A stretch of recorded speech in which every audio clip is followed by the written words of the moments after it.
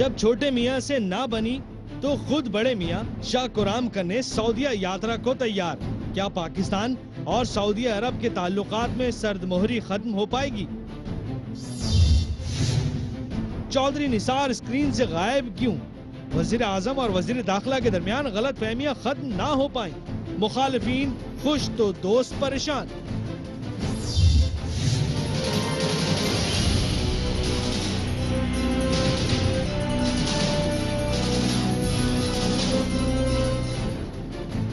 हल्का 246 की इंतखाबी मुहिम बस खत्म होने को। किसकी मेहनत रंग लाएगी? कौन देखता रह जाएगा? बताएंगे अंदर की बात।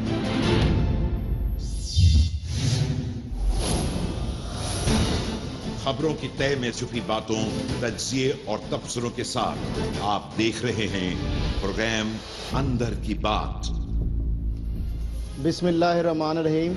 अंदर की बात के साथ मैं हूं असद खरल और मेरे साथ हैं आरिफ हमीद भट्टी और इस्लामाबाद स्टूडियो में हमारे साथ हैं साबिर शाकिर।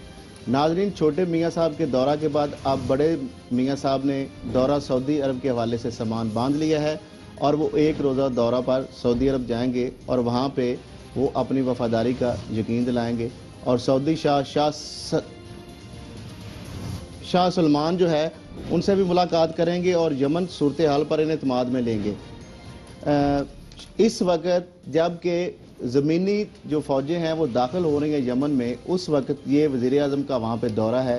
क्या वो जो खाली वादों से मुतमिन कर पाएंगे सऊदी शाह को, या इसका एजेंडा क्या है? इस हवाले से हम बताएंगे एक ब्रेक के बाद।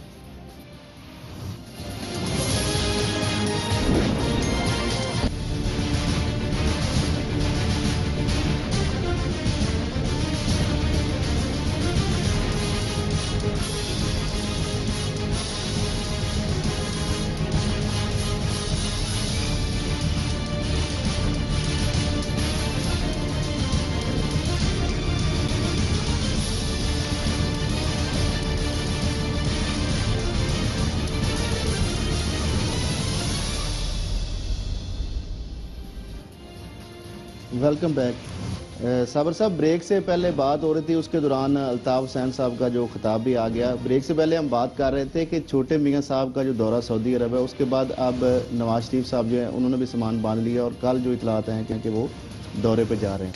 इस वक्त में साबर साहब, जबकि यमन में जो ज़मीनी फ़ौजें दाखिल होने जा रही हैं, इस वज़ीर आज़म के दौरे का एजेंडा क्या है और क्या खाली वादों से वो जो शाह हैं सऊदी शाह सलमान को मुतमिन कर पाएंगे? आपके पास इस हवाले से अंदर की क्या खबर है? देखिए जी, मियाँ साहब, ये सिलसिला वहाँ से ख़राब हुआ था जब मियाँ साहब को फ़र्स्ट टाइम बुलाया था सलमान बिन अब्दुल अज़ीज़ साहब ने, सऊदी फरमा रवा ने। तो उस वक्त उन्होंने फ़ौज तलब की थी और यमन में लड़ाई के लिए बर्री, बहरी और फ़िज़ाइया। तो मियाँ साहब वहाँ पे कमिटमेंट करके आ गए और वादा करके भी आ गए, लेकिन जब पाकिस्तान पहुँचे तो यहाँ के जो ज़मीनी हक़ाइक़ हैं वो इसके बरक्स थे। पार्लियामेंट की मुश्तरका करारदाद आ गई और जिसमें पॉलिटिकल लीडरशिप ने उसको अपोज़ किया और ये काम ना हो सका। लेकिन उसके बाद सऊदी अरब और यूएई और अरब लीग की तरफ से बहुत ज़्यादा सख्त रद्द-ए-अमल आया। उसके बाद फिर मियाँ साहब ने भेजा वज़ीर आला पंजाब शहबाज शरीफ साहब को ख़ुसूसी पैगाम दे के, और वहाँ पर मियाँ साहब की, छोटे मियाँ साहब की मुलाकात जो हुई वो एक तो वज़ीर ख़ारजा सऊद अल फैसल से हुई और उसके बाद जो डिप्टी क्राउन प्रिंस हैं मोहम्मद बिन नाइफ, उनसे हुई। वहाँ पे छोटे मियाँ साहब ने मियाँ साहब का ख़ास पैगाम पहुँचाया और साथ ही ये भी कहा कि पीपल्स पार्टी, पीटीआई और दीगर सियासी जमातों ने ये काम ख़राब किया है, और कुछ इशारा उन्होंने मिलिट्री लीडरशिप की तरफ भी किया कि हम मजबूर थे वरना हमारी तरफ से कोई एतराज़ नहीं है। जिसके बाद फिर यहाँ पे इस्लामाबाद में जो सऊदी अरब के एक्टिंग सफ़ीर हैं मिस्टर जासम, उन्होंने साबिक़ वज़ीर दाखिला रहमान मलिक साहब से मुलाकात की और इसके अलावा कुछ और सियासी रहनुमाओं से भी मुलाकात की। कल सदर आसिफ अली ज़रदारी, साबिक़ सदर जो हैं, वो सऊदी एम्बेसी विज़िट करेंगे और मिस्टर जासम से मिलेंगे और उनको अपनी पार्टी का मौक़िफ़ बताएंगे कि हम सऊदी अरब के साथ हैं। ये जो चीज़ें चल रही हैं, कानों में खुसर फुसर हो रही है, ये सारी चीज़ें जो पाकिस्तान और सऊदी अरब के ताल्लुकात को इंतहाई कशीदा कर चुकी हैं اور جس طریقے سے اس معاملے کو مس ہینڈل کیا گیا اور پارلیمنٹ میں کھلی بحث کروائی گئی اور خواجہ آصف صاحب نے وہ ساری چیزیں ہیں، وہ ساری ڈیمانڈ جو ہیں سعودی عرب کی وہ اوپن کر دیں، تو اس کے بعد یہ ایک ایمبیرسنگ سچویشن تھی سعودی عرب کے لیے، خاص طور پر جو کہ پاکستان سے بہت زیادہ توقعات رکھتا تھا۔ صابر صاحب، جس طرح آپ نے فرمایا کہ میاں صاحب ایک وہاں پہ کمٹ کر رہے تھے، کیا میاں صاحب کو حالات کا ادراک نہیں تھا، یا گیلانی صاحب کی طرف انہوں نے بھی بیان داغ دیا جس طرح ایئرپورٹ پہ جاتے انہوں نے کہا کہ ہم جو general Pasha D G I S I ان کو بھارت بھیجیں گے؟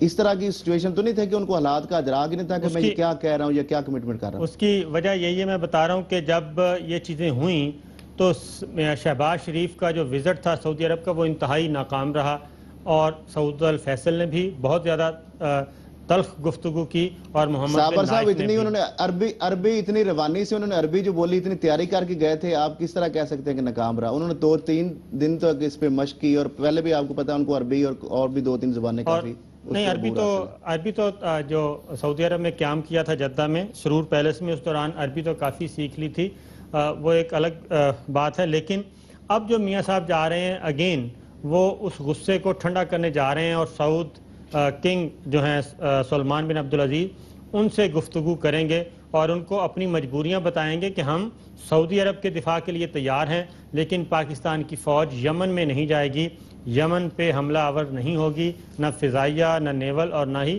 پاکستان کی جو بری فوج یہ تو وہی پرانی بات ہے، خالی وعدوں سے میاں صاحب سعودی جو شاہ ہے ان کو مطمئن کر پائیں گے؟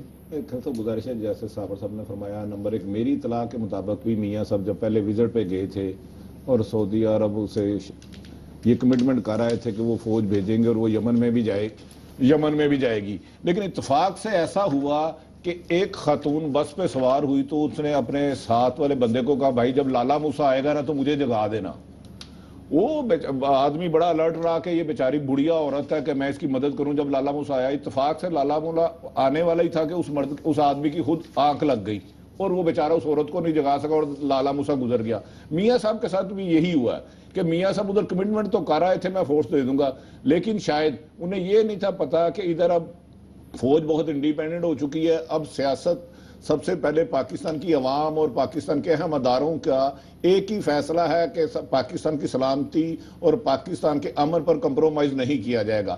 ان کا تھوڑا سا انٹرسٹ میاں صاحب کا ایک کامن سینس ہونا بھی چاہیے۔ جب آپ کو یاد ہوگا کہ مشرف حکومت میں سعودی عرب ان کو ساتھ لے گیا، محلات دیے، سٹیل مل لگوائی اور بہت سارا نواشات ہے، تو میرا خیال ہے میاں صاحب کا اتنا فرض ہے کہ ان کو جا کے یقین دلائیں، لیکن میرا خیال ہے انہیں ان سے غلط بیانی نہیں کرنی چاہیے۔ موصلوں کے ساتھ غلط بیانی کرنے سے، جیسے انہوں نے کہا صابر صاحب نے، حالات کشیدہ ہوتے ہیں اور کشیدگی کہیں مذہبی میں نہ ہو جائے۔ کیا وہاں پہ یہ مجبوری بتائیں گے کہ فوج نہیں مان رہی، تو کیا اس کا مطلب یہ ہے کہ فوج حکومت کے دسترس سے باہر ہے؟ منافقت والی بات ہے نا، جب فوج کو آپ کہیں گے تو فوج چلی جائے گی۔ آپ پارلیمنٹ میں قرار دے دیں یا میاں صاحب کو اب لالا موسیٰ تو گزر گیا، اب سٹینڈ لینا ہوگا کہ یمن کے ساتھ ہم جنگ نہیں کریں گے، لیکن سعودی عرب کی سلامتی کے لیے ہر ممکن اقدامات کریں گے اور اس کے لیے ہمیں اپنی جانوں کا نذرانہ بھی دیں، لیکن انہیں ایک بالکل اپنے آپ کو بالکل سامنے لانا ہوگا، فیکٹس بتانے ہوں گے، جناب ہم یمن کے ساتھ وہ جنگ نہیں کریں گے، سعودیہ کی سلامتی کے لیے ہر ممکن اقدامات کریں گے، لیکن بدقسمتی ہے ہم اپنی قومی سلامتی کے ایشوؤں پہ بھی اپنی ذاتیات کو ترجیح دیتے ہیں اور جس کے نقصانات بہت زیادہ ہو سکتے ہیں۔ جی صابر صاحب، آپ کیا دیکھ رہے ہیں کہ جس طرح یہ بھٹی صاحب نے فرمایا کہ وہاں پہ یہ جس طرح آپ نے بتایا کہ مجبوریاں بتائیں گے، مجبوریاں کیا میاں صاحب کو کیا بتائیں گے ایسی مجبوریاں جو کہ صرف سعودیہ سے وہ شیئر کریں گے، اور وہ اپنے کیا اداروں کے بارے میں الزام لگائیں گے کہ وہ اس میں رکاوٹ ہیں؟ دیکھیں، میاں صاحب کو یہ بات تو کنوے کر دی گئی ہے کہ جو پارلیمنٹ کی جوائنٹ ریزولیشن پاس ہوئی ہے، پالیسی تو وہی رہے گی، اور میاں صاحب سعودی عرب جا رہے ہیں خالی ہاتھ۔ سعودی عرب جا کے میاں صاحب اس پوزیشن میں نہیں ہیں کہ وہ سعودی کنگ کو یہ کہہ سکیں کہ جی ٹھیک ہے ہماری پالیسی چینج ہوگی، ہم فوج بھیجنے کے لیے تیار ہیں۔ اس میں تو ابھی تک کوئی چینج نہیں ہے، جو ہمارے پاس اطلاعات ہیں، بہت ہی مصدقہ اطلاعات، کہ پاکستان یمن کی لڑائی میں شریک نہیں ہوگا، فریق نہیں بنے گا۔ البتہ سعودی عرب کی باؤنڈری میں پاکستان کی فوج کی ضرورت ہے، تو پاکستان کی فوج ہر طرح سے پاکستان کے تمام وسائل جو ہیں وہ سعودی عرب کی حفاظت کے لیے موجود ہیں، لیکن جو سعودی عرب کی خواہش ہے وہ پوری نہیں ہو سکے گی۔ اب میاں صاحب اس معاملے کو کیسے ہینڈل کرتے ہیں، کیونکہ ہمارا وزیر خارجہ تو اس وقت پاکستان کا ہے نہیں کوئی ایک طویل عرصے سے، ورنہ معاملات جب نکلتے ہیں پہلے وزارت خارجہ کی سطح پر مختلف ٹیئرز ہوتے ہیں، اس کے بعد پھر بات آگے جو فرسٹ سے پہلی قیادت ہوتی ہے پہلے درجے کی، اس تک معاملات جاتے ہیں۔ ہوا یہ کہ صابر صاحب وزارت خارجہ کی آپ نے بات کی تو وزیر داخلہ تو ہے نا چودھری نثار صاحب، وہ کہیں وزیر اعظم کے ساتھ نظر نہیں آ رہے۔ اب دیکھیں نا جنگل کا بھی ایک قانون ہوتا ہے اور وہاں کے جاندار بھی اس کو فالو کرتے ہیں، یہاں پہ جو اصول ضابطے اور قانون کی بات کرتا ہے اس کے سارے دشمن بن جاتے ہیں۔ اب چودھری نثار صاحب کو دیکھ لینا کہ آج کل وہ وزیر اعظم ساتھ اتنا بڑا ایک ایونٹ ہے اور جو انٹرنل سیکورٹی کے بہت بڑے ہمیں تھریٹ ہیں، آپریشن جو ضرب عضب چل رہا ہے، تو وزارت داخلہ کی بھی بڑی اہمیت ہے، لیکن وہ کہیں سین سے غائب نظر آتے ہیں۔ کیا بات ہے؟ کیا نواز شریف کے ساتھ وہ سیم پیج پہ نہیں ہے؟ کس بات پہ اختلاف ہے؟ کیا وجہ ہے؟ چودھری نثار علی خان صاحب کو بھی اسی نوعیت کے اختلافات ہیں۔ چودھری صاحب کا موقف بڑا واضح ہے اور وہ یہ ہے کہ 5 سال ہم پیپلز پارٹی کو بدنام کرتے رہے، ان کے خلاف ڈھول پیٹتے رہے، ان کی کرپشن کے قصے، ان کی بیڈ گورننس کے قصے سناتے رہے، اور اسی بنیاد پر ہم اقتدار میں آئے اور عوام نے ہمیں ووٹ دیا۔ لیکن اس کے بعد یہ ہوا کہ ابھی تک کسی بھی وزارت کی کارکردگی کا جائزہ نہیں لیا گیا، جبکہ پرائم منسٹر نواز شریف نے یہ اناؤنس کیا تھا کہ 6 مہینے کے بعد تمام وزارتوں کی کارکردگی کا جائزہ لیا جائے گا اور اس کے مطابق پھر فیصلہ کیا جائے گا کس کو جاری رکھنا ہے کس کو نہیں۔ اس کے باوجود پھر اس میں سبمٹ بھی ہو چکی ہیں رپورٹس، لیکن ابھی تک چودھری نثار علی خان کا موقف یہ ہے کہ محاسبہ احتساب نہیں ہو رہا، خود احتسابی کا نظام نہیں ہے اور بلکہ کمپرومائز پہ کمپرومائز کیا جا رہا ہے۔ یہ تو خورشید شاہ صاحب کے بارے میں صابر صاحب جو خورشید شاہ کے بارے میں کیسے نواز شریف، وہ تو مفاہمتی پالیسی کی وجہ سے ان کے خلاف کیس بن سکتا ہے؟ جو نثار صاحب کو سوچ سمجھ کے بات کریں۔ صابر صاحب میں گزارش کرتا ہوں، دیکھیں کارکردگی کی بیس پر تو کسی کو وزارت نہیں ملتی۔ اگر کارکردگی کی بیس پر وزارت ملتی ہو تو بہت سارے ایسے لوگ ہیں جو شاید وزارت کے اہل نہیں ٹھہرتے، تو اب بیچارے آپ بھی کیوں سادہ آدمی ہیں، وہ چودھری نثار صاحب سے گزارش کریں کہ کارکردگی دکھانے کی بجائے کراچی کے امن میں رول پلے کرنے کی بجائے، واہ جی واہ میاں صاحب آج آپ نے بڑی خوبصورت ٹائی پہنی ہے، کیا بات ہے میاں صاحب وہ جو آج پچھلے ہفتے آپ نے غزل سنائی تھی نا، یہ تعریفیں کریں۔ پاکستان میں طاقت میں آنے کے لیے نا آپ کا کریکٹر اور کام میٹر نہیں کرتا، آپ کے 1-2 شوق ہیں جو میں کہہ نہیں سکتا، یہاں خوشامد میٹر کرتی ہے، تو لہذا میرا نہیں خیال کہ کسی بھی ایسا وزیر کو اس کی کارکردگی اور اس کی کام اور اس کی اہلیت کی وجہ سے وزارت دی ہو۔ اور شاید بھٹی صاحب اسی لیے شاید ان کو تبدیل کرنے کے بارے میں بھی سوچا رہے اور نئے جو وزیر داخلہ ہیں اس کی بھی تلاش کی جا رہی۔ صابر صاحب ایک طرف تو وزیر اعلیٰ جو شہباز شریف ہے وہ بڑے ان کے حمایتی ہیں، اور دوسری طرف وزیر اعظم اور چودھری نثار کے ساتھ جو دوریاں وہ کون پیدا کر رہا ہے؟ اس میں دیکھیں یہ کابینہ کے اندر کے لوگ ہیں، اور اس وقت خواجہ سعد رفیق ہیں، خواجہ آصف صاحب ہیں، پرویز رشید صاحب ہیں، یہ لوگ ہیں جو کہ جنہوں نے اختلاف پیدا کیا ہے چودھری نثار علی خان کے درمیان اور پرائم منسٹر کے درمیان، کیونکہ دھرنے کے دوران بھی شکوک و شبہات پیدا کیے گئے کہ چودھری نثار علی خان صاحب عمران خان سے ملے ہوئے ہیں، رابطے میں ہیں، جبکہ وہ جو ایک پولیٹیکل سیٹلمنٹ ہے اس کی طرف کوشش کر رہے تھے کہ مس انڈرسٹینڈنگ کے بجائے انڈرسٹینڈنگ ہو اور یہ دھرنے کا معاملہ ختم ہو، لیکن وہ نہیں کیا گیا۔ اور چودھری نثار علی خان اب تک میرا خیال ہے دیکھنا چاہیے کہ جو اگر کسی کا سکینڈل نہیں آیا، مالیاتی سکینڈل اور کوئی بھی، تو وہ وزارت داخلہ، بلکہ وزارت داخلہ سے چودھری صاحب نے کافی گند جو ہے وہ صاف کیا ہے، اور گریڈ 19، 18 اور 20 کے افسروں کو بھی انہوں نے سسپینڈ کیا اور ان کے خلاف کارروائی شروع کروائی، اور خورشید شاہ کے معاملے میں بھی انویسٹیگیشن ہو، لیکن اس وقت بھی پرائم منسٹر نے ان کو روک دیا کہ ابھی تک ہماری سیاسی مفاہمت چل رہی ہے، اس کو نہ چھیڑا جائے۔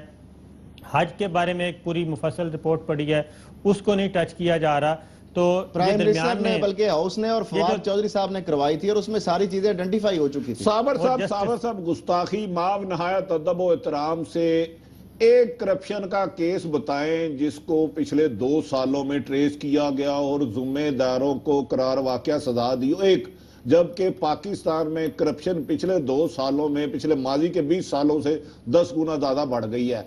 کیا ہم کہتے ہیں امیر بھی کیا سادہ ہیں، بیمار ہوئے جس کے سبب اسی اتار کے لونڈے سے دعا مانگتے ہیں۔ صابر صاحب دعا کریں اس ملک کی بہتری کے لیے بس۔ اس میں دیکھیں اب جو آپ نے بات کی ہے نا کہ وزارت کی تبدیلی، تو چودھری نثار علی خان صاحب کا بالکل سٹریٹ فارورڈ موقف ہے، وہ یہ کہتے ہیں کہ میں نے اپنی پسند سے وزارت نہیں لی، بلکہ انہوں نے خود مجھے ٹاسک دیا اور وزارت مل گئی۔ اب اگر کسی وزیر کو اپنی وزارت میں بھی بااختیار نہیں بنایا جاتا تو اس کا مطلب ہے کہ معاملات کہیں اور چلائے جا رہے ہیں، اور چودھری نثار علی خان وہ وزیر نہیں ہے کہ ڈمی وزیر کے طور پہ کام کریں۔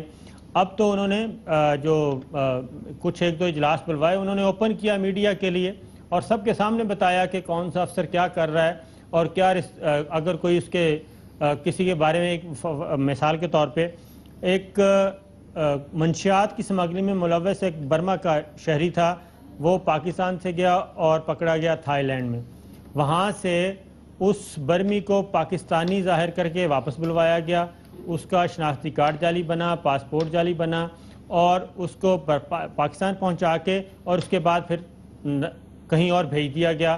تو جب وزیر داخلہ چودھری نثار علی خان نے اس کا وزارت داخلہ کے افسروں سے کہا کہ ان کے خلاف کارروائی کریں، تو جواب ملا کہ جناب ان کے ساتھ تو جو ہے منشیات کے سمگلر ہیں، یہ بہت بڑا مافیا ہے، چودھری صاحب اس کو نہ چھیڑیں۔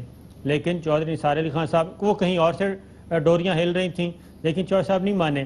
تو مسئلہ یہ ہے کہ وہ اب بھی یہی کہتے ہیں کہ تمام وزارتوں کا خود احتسابی کا نظام ہونا چاہیے، ان کی کارکردگی کا جائزہ لیں، اور جہاں جہاں جب تک یہی وجہ ہے کہ ان کا جائزہ لیں۔ سارے جو مافیاز ہیں نا، اب وہ آہستہ آہستہ جمع ہوتے جا رہے ہیں، اور جو چودھری نثار ہے ان کے گرد جو ہے نا گھیرا تنگ ہو رہا ہے۔ صابر صاحب، بات یہ ہے کہ 246 جو ہے اس کے حلقے کی جو انتخابی جو ہے مہم عروج پہ ہے۔ ابھی سے کچھ دیر پہلے جو ایم کے قائد ہیں الطاف حسین صاحب ہے، انہوں نے بھی خطاب کیا، اور ہمارے پروگرام کے وقت کے ساتھ ہی اس کے جو انتخابی مہم کا جو حصہ ہے جو ہے ٹائم وہ بھی ختم ہو جائے گا۔ اس حوالے سے وہاں پہ کیا سرگرمیاں ہونے جا رہی ہیں، اس حوالے سے ہم بتائیں گے ایک بریک کے بعد۔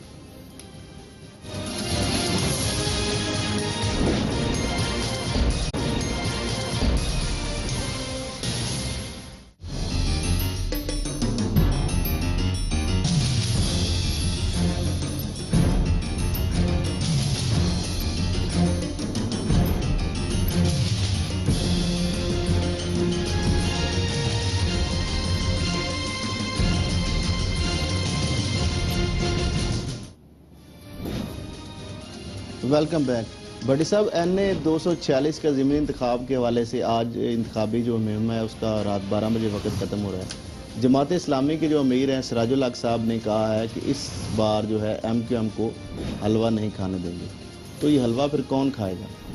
دیکھیں، اس دفعہ جو خوش آئند بات ہے نا، 246 میں ماضی میں ایک خوف کی علامت رہی۔ اس وقت میرا خیال ہے خوف مکمل ختم تو نہیں ہوا، لیکن کمپیریٹیولی ماضی کی نسبت بہتر صورتحال ہے۔ اس الیکشن میں ہار جیت میٹر نہیں کرتی۔ دیکھیں، جو ملک کی سب سے بڑی دو سیاسی جماعتیں ہونے کا دعویٰ دار ہیں، پاکستان پیپلز پارٹی جن کی سندھ میں حکومت ہے، پاکستان مسلم لیگ نون جن کی وفاق میں حکومت ہے، دونوں ہی سیاست میں حصہ نہیں لے رہی۔ MQM پچھلے 30 سال سے مختلف طریقوں سے حکومت میں رہی ہے، وہ ایک حقیقت ہے۔ یقینی بات ہے پچھلے دنوں میں انہیں بڑا ٹف ٹائم ملا، بہت سے لوگ ایسے گرفتار ہوئے جن پر یہ دہشت گردی یا دیگر سنگین الزامات لگے رہے، لیکن میں سمجھتا ہوں MQM یا اس الیکشن میں بھی بہتر پوزیشن میں ہے، اور ماضی کی نسبت شاید وہ بہت زیادہ مارجن سے تو نہ جیتے، لیکن بظاہر میری جو اطلاعات ہیں اس کے مطابق MQM کی جیت نظر آ رہی ہے، اس کا مارجن کم ہو سکتا ہے۔ صابر صاحب، PTI اور جماعت اسلامی خیبر پختونخوا میں تو اتحادی ہیں، اور ایک طرف جس طرح سے ان کا وہاں پہ بڑا ایک مثالی اتحاد ہے، یہاں پہ کیا وجہ جب دونوں کو یہ واضح بات نظر آ رہی ہے کہ دونوں اگر علیحدہ سے لڑیں گے تو MQM سے کسی طرح وہ مات MQM کو نہیں دے سکتے، تو پھر کیا وجہ ہے کہ آپس میں اتحاد کیوں نہیں کر سکے؟ دیکھیں جی، سیاست جو ہے نا وہ بڑی بےرحم سی چیز ہوتی ہے، اس کا کوئی دل نہیں ہوتا، کوئی اخلاقیات یا اس طرح کی چیزیں نہیں ہوتی۔ پاکستان تحریک انصاف جو ہے وہ نئی جماعت ہے کراچی میں، پاکستان میں۔ جماعت اسلامی نے کراچی میں بہت زیادہ قربانیاں بھی دی ہیں، اور جماعت اسلامی کو ہی ریپلیس کیا تھا موسٹلی متحدہ قومی موومنٹ نے، اور ہم پہلے بھی ذکر کر چکے ہیں کہ میئرشپ کراچی کی جماعت اسلامی کے پاس رہ چکی ہے، اور جماعت اسلامی کی ایک وہاں پہ بیس ہے، تو اس کو ریپلیس پاکستان تحریک انصاف کر رہی ہے۔ تو اب ایسے موقع پہ جب متحدہ قومی موومنٹ پہ بھی ایک ضرب لگ چکی ہے آپریشن کے نام کی، اور اس کے جو کرمنلز ہیں وہ پکڑے جا رہے ہیں، گرفتار ہو رہے ہیں، اور قدرے کمزور ہو رہی ہے۔ تو ابھی ایسے جو موقع پر الطاف حسین صاحب نے ایک سپیچ کی ہے، اس میں انہوں نے ایک بات کی ہے کہ بندوق اور وردی کے زور پر ہمیں زیادہ دیر تک محصور نہیں رکھا جا سکتا، اور انہوں نے یہ بار بار نعرے لگائے ہیں کہ ہم لے کے رہیں گے آزادی. یہ کس سے آزادی لینے کی بات کر رہے ہیں؟ وہ دیکھیں، بندوق شندوق ان کی طرف نہیں ہے. بندوق اگر ہوتی تو وہ ایسی سچویشن نہ ہوتی. وہ کھلے عام خطاب کر رہے ہیں، اور جو نہیں، اس طرح کے نعرے تو ہم سری نگر کے جو مقبوضہ جو کشمیر کے لوگوں سے سنتے تھے. پاکستانی جو ہے، میں بتا رہا ہوں کہ انہی ایسی ہی غیر ذمہ دارانہ گفتگو کی وجہ سے متحدہ قومی موومنٹ جو ہے وہ اس حال میں پہنچی ہے.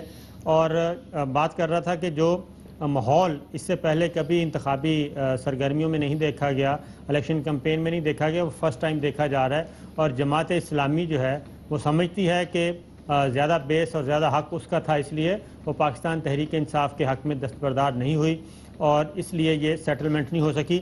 اور اس کا فائدہ یقیناً متحدہ قومی موومنٹ کو پہنچے گا، کیونکہ اینٹی ایم کیو ایم جو ووٹ ہے وہ اگین ڈیوائیڈ ہو رہا ہے جماعت اسلامی اور پاکستان تحریک انصاف کی صورت میں، جبکہ متحدہ قومی موومنٹ کا جو ووٹ ہے وہ انٹیکٹ رہے گا. وہی بات ہے کہ ابھی تک جو نظر آ رہا ہے تاثر وہ یہی ہے کہ ایم کیو ایم کے حق میں ہے اور مارجن کم ہو جائے گا. اور آپ نے کہا کہ سراج الحق صاحب نے کہا تھا کہ حلوہ نہیں کھانے دیں گے. حلوہ ہے لیکن اس میں ذرا تھوڑا سا کچرا آ گیا ہے، کچرے کے ساتھ حلوہ کھانا پڑ رہا ہے متحدہ قومی موومنٹ کو. تو اس لیے یہ چیزیں چلتی رہیں گی. لیکن ابھی بھٹی صاحب آپ کو واضح کر پائیں گے جو الطاف صاحب کا جو بیان، ایک تو ہم ان کو اپریشیٹ کرتے ہیں کہ جو انہوں نے کم از کم آج تعریف کی ہے کہ اینکرز کی، میڈیا پرسنز کی، الیکٹرانک اور پرنٹ کی، انہوں نے کہا باوجود، یہ بھی انہوں نے کہا کہ باوجود اختلافات کے انہوں نے جو بات جو صحیح کی ہے، اور اس پہ انہوں نے ان کو خراج تحسین بھی. دوسری طرف انہوں نے کہا کہ بندوق اور وردی کے زور پر زیادہ دیر تک محصور نہیں رکھا جا سکتا اور ہم لے کے رہیں گے آزادی. دیکھیں، میری ایک چھوٹی سی گزارش ہے، اگر آپ ماضی کے جھرونکوں میں جھانکیں گے نا تو بڑے سے بہت حقائق آپ کو نظر آئیں گے. جہاں تک میری انفارمیشن ہے ناقص، ایم کیو ایم کا وجود اس وقت آیا جب ضیاء الحق صاحب کی حکومت تھی، اور وردی والوں کی ایک حکومت تھی مشرف صاحب کی. اس وقت ایم کیو ایم کو بہت زیادہ عروج ملا، بلکہ پورے پاکستان میں کرانا گیا. الطاف حسین صاحب کو یہ سمجھ لینا چاہیے کہ میڈیا ان کا خدا نہ خواستہ ہرگز دشمن نہیں ہے. میڈیا کا کام ہے، واحد وہ پاکستان کے لیڈر ہیں، بلکہ دنیا کے جنہیں دوسرا بیرون ممالک رہتے ہوئے سب سے زیادہ ٹی وی پہ خطاب کرنے کا عذاب شکر گزار آج ہونا چاہیے. انہوں نے کہا جی میں ٹائم دے رہا ہوں تاکہ اینکر جو ہیں وہ اپنے 12 بجے کے پروگرام، یہ بھی آپ کو شکریہ ادا کرتا ہوں. الطاف حسین صاحب سے ہم گزارش کرتا ہوں، بلکہ وہ متحدہ کے دیگر رہنماؤں کو کہیں کہ میڈیا کا کام صرف سچ دکھانا ہے، ہم سے ناراض نہ ہوا کرے. ہمارا کام ہے، دیکھیں اگر وہ کامیاب ہوتے ہیں تو ہم یقیناً کہیں گے ایم کیو ایم ہو گئی ہے کامیاب. اگر وہ کوئی اور سیاسی جماعت ہوتی ہے ہم وہ ہو گئے ہیں ایم کیو. ہم تو الطاف حسین صاحب سے یہی گزارش کرتے ہیں کہ خدا کے لیے کراچی کے امن بحال کرنے میں جو ماضی میں پچھلے چند دنوں سے اب اچھا رول پلے کر رہے ہیں اپنا، اس کو جاری رکھیں. کراچی کا امن، کراچی کی خوشحالی پاکستان کی خوشحالی ہے. الیکشن کی ایک سیٹ سے کوئی حکومت نہ بنے گی نہ گرے گی، لیکن ایک ہیلدی ایکٹیویٹی ہو رہی ہے اور اس کو اسی طرح چلنا چاہیے. صابر صاحب، اس ضمنی الیکشن میں مذہبی جماعتیں جو ہیں وہ بھی تقسیم ہو رہی ہیں. ایک طرف تو جے یو پی جو نورانی ہے، سنی تحریک اور مجلس وحدت المسلمین، یہ پی ٹی آئی کے ساتھ ہیں، جبکہ دوسری طرف جے you I F Jamaat Islami کے ساتھ، جبکہ فقہ جعفریہ کی تنظیم میں ایم کیو ایم کو سپورٹ کر رہے ہیں. تو ایم کیو ایم میں یہ تو ایک ساتھ تھی، ان کے اس رویے سے آپ کو کیا تاثر مل رہا ہے؟ دیکھیں، متحدہ قومی موومنٹ کے لیے یہ الیکشن، جتنے بھی آپ چھوٹے گروپس اپنے ساتھ ملا لیں، یہ الیکشن آسان نہیں رہا، کیونکہ اصل جو چیز تھی وہ تھا انتخابی ماحول پیدا کرنا. اور 9-0 جیسے حلقے میں دیگر سیاسی جماعتوں کا جا کر اپنی الیکشن کمپین چلانا، وہ ایک چیز جو ہے وہ اوپن ہو گئی ہے. اور اب متحدہ قومی موومنٹ باوجود کوشش کے ریزسٹ نہیں کر سکی، کیونکہ ایم کیو ایم کی قیادت کو واضح طور پر یہ کنوے کر دیا گیا تھا میسج کہ اگر مار دھاڑ کے ساتھ سیاست کرنی ہے تو اس کی کوئی گنجائش نہیں ہے. متحدہ قومی موومنٹ بطور پولیٹیکل پارٹی کے طور پہ اپنا کام کرنا چاہتی ہے، انتخابات میں حصہ لینا چاہتی ہے، اپنا رول پلے کرنا چاہتی ہے، اس کی راستے میں کوئی رکاوٹ نہیں. لیکن اگر مار دھاڑ، ہلا گلا اور ٹارگٹ کلنگ، بھتہ خوری، اگر یہ چیزیں ساتھ لے کے چلیں گے تو پھر کمپرومائز بھی کوئی نہیں. یہ مقتدر حلقوں کی طرف سے ان کو یہ واضح پیغام دے دیا گیا تھا. اور ابھی ایک بات تو یہ ہے کہ کروڑوں سمیں، ایک منٹ، ابھی الطاف حسین صاحب نے ابھی یہ بات کی کہ میٹرو بس جو ہے، میٹرو منصوبہ کراچی کو کیوں نہیں ملا. یہ تو الطاف حسین صاحب کو خود اپنی جماعت سے پوچھنا چاہیے کہ پرویز مشرف صاحب سے لے کر 5 سال پرویز مشرف صاحب کے، اس کے بعد اگلے 5 سال پیپلز پارٹی کے ساتھ، 10 سال متحدہ قومی موومنٹ اقتدار میں رہی اور اقتدار کو انجوائے کیا ہے.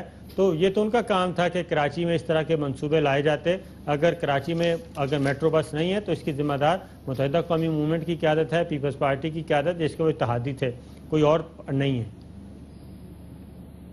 بھٹی صاحب، آپ کیا سمجھتے ہیں کہ جس طرح کروڑوں سمیں جو ہیں وہ بایو میٹرک سسٹم کے ذریعے ویریفائی ہوئی، اگر گورنمنٹ چاہتی جس طرح ساری جماعتیں مطالبہ کر رہی تھی تو صرف ایک حلقہ میں 2-3 لاکھ ووٹ ہوں گے، تو وہاں پہ بایو میٹرک سسٹم جو ہے یہ نہیں آ سکتا تھا، تاکہ یہ ایک تو ایکسپیریمنٹ ہو جاتا آنے والے الیکشن کا، اور دوسرا یہ کسی کو یہ جواز ہی نہ رہتا کہ یہ یہاں پہ دھاندلی ہو، کیونکہ جس طرح پھر یہ شور مچے گا. خالد صاحب دیکھیں، آج میں کچھ نا مسلم لیگ نون کے رہنماؤں کی بھی گفتگو سن رہا تھا قابل احترام. وہ نا جلتی کے اوپر نا تیل گرا رہے تھے کہ جی پی ٹی آئی کو بٹھا دینا چاہیے، تحریک انصاف کو جماعت اسلامی کے حق میں بٹھا دینا چاہیے. دیکھیں، گزارش یہ ہے کہ اختلاف رائے کو حکومت کو چاہیے دشمنی نہ بنا لیں. اگر وہاں ہیلتھی ایکٹیویٹی ہو گئی ہے اور روزانہ کے 10-15 لوگ جو دہشت گردی کی واردات میں ٹارگٹ کلنگ میں مارے جاتے تھے، انہیں اس بات کا شکر ادا کرنا چاہیے. ٹھیک ہے چند لوگ ٹارگٹ کلر پکڑے گئے ہیں، لیکن کراچی کے امن کے لیے چند لوگوں کو اگر ملزمان کو مار بھی دیا جائے یا مر بھی جائے مقابلوں میں، تو کراچی کے امن سے مہنگا سودا نہیں ہے. میرا خیال ہے اختلاف رائے زندہ قوموں کی نشانی ہے، اسے ذاتیات میں نہیں بنانا چاہیے. ہاں، کوئی بھی جماعت جیتے اسے عوام کی خدمت کر کے، عوام سے محبت بانٹ کے جگہ بنانی چاہیے، نہ یہ کہ بندوق اور جگہ ٹیکس کے ذریعے. یہ روایتیں اب دفن ہونی چاہیے، اسی میں ہماری کامیابی ہے. جی صابر صاحب، آپ کیا دیکھ رہے ہیں جس طرح سے یہ جو پیپلز پارٹی اور نون لیگ نے تو ثابت کر دیا نا کہ وہ پھر وہ سٹیٹس کو والی بات آ گئی، اور یک نکاتی ایجنڈا ان کا صرف یہ ہے کہ پی ٹی آئی کو ہر صورت میں یہاں پہ شکست دی جائے. اس حوالے سے وہ ایم کیو ایم کی انڈائریکٹلی وہ سپورٹ کر رہے ہیں. تو آپ کیا یہ سمجھتے ہیں یہ ایک منافقت نہیں ہے، ڈبل سٹینڈرڈ نہیں ہے، اور ایک طرف وہ جمہوریت کے بڑے دعوے دار ہیں اور دوسری طرف یہ ضمنی الیکشن میں کینڈیڈیٹ نہ کھڑا کرنا، یہ کس چیز کی جو ہے یہ یعنی نشاندہی کرتی ہے بات؟ دیکھیں، پاکستان پیپلز پارٹی اور مسلم لیگ نواز اگر یہ چاہتے ہیں کہ وہاں سے متحدہ قومی موومنٹ جیتے اور تحریک انصاف ہارے، تو یہ ان کا سیاسی حق ہے. کیونکہ دھرنے کی صورت میں جب عمران خان اسلام آباد پہنچے تو اس میں انہوں نے کسی کے ساتھ کوئی رعایت نہیں کی تھی. اس میں پاکستان پیپلز پارٹی کی قیادت کو بھی اسی طرح رگڑا لگایا تھا جس طرح مسلم لیگ نواز کی قیادت کو لگایا. جے یو آئی فے کو بھی اسی طریقے سے انہوں نے آڑے ہاتھوں لیا تھا. ایم کیو ایم کے بارے میں جا کے وہ دھرنے کے دوران ذرا تھوڑا سا ہاتھ تھولا کر لیا تھا انہوں نے، کیونکہ بیک ڈور چینل پہ کچھ انڈرسٹینڈنگ ہو رہی تھی کہ شاید ایم کیو ایم بھی کسی سٹیج پہ آ کے دھرنے کو جوائن کرے، لیکن وہ نہیں ہو سکا. تو یہ ساری چیزیں ہر پولیٹیکل پارٹی کا حق ہے، اس میں ہمیں کرٹیسائز نہیں کرنا چاہیے کہ مسلم لیگ نواز اور پیپلز پارٹی جو ہے. جی صابر صاحب، بھٹی صاحب کے پاس کوئی نہیں، میرے پاس کوئی خبر نہیں ہے. دیکھیں، ووٹ ایک ایمانت ہے عوام کی. جیسے کہتے ہیں نا، پانی کا ایک قطرہ اگر سانپ کے منہ میں چلے جائے تو زہر بن جاتا ہے، سیب کے منہ میں چلے جائے تو موتی بن جاتا ہے. عوام کو چاہیے اپنے ووٹ کی ایمانت سے اپنے منتخب اور محب وطن لوگوں کو منتخب کرے، خواہ وہ کسی بھی جماعت سے ہیں، لیکن اس کی انہیں آزادی ہونی چاہیے، اس پر انہیں کوئی پابندی نہیں ہونی چاہیے. بھٹی صاحب، آج شاعر مشرق جو ہیں ڈاکٹر علامہ اقبال، ان کا آج یوم وفات بھی ہے، اور اس حوالے سے ہم جو اے آر وائی نیوز کی طرف سے اور پوری قوم کی طرف سے ان کو ٹریبیوٹ پیش کرتے ہیں. دیار عشق میں اپنا مقام پیدا کر، نیا زمانہ نئے صبح و شام پیدا کر. خدا اگر دل فطرت شناس دے تجھ کو، سکوت لالا و گل سے کلام پیدا کر. میرا طریق امیری نہیں فقیری ہے، خودی نہ بیچ غریبی میں نام پیدا کر.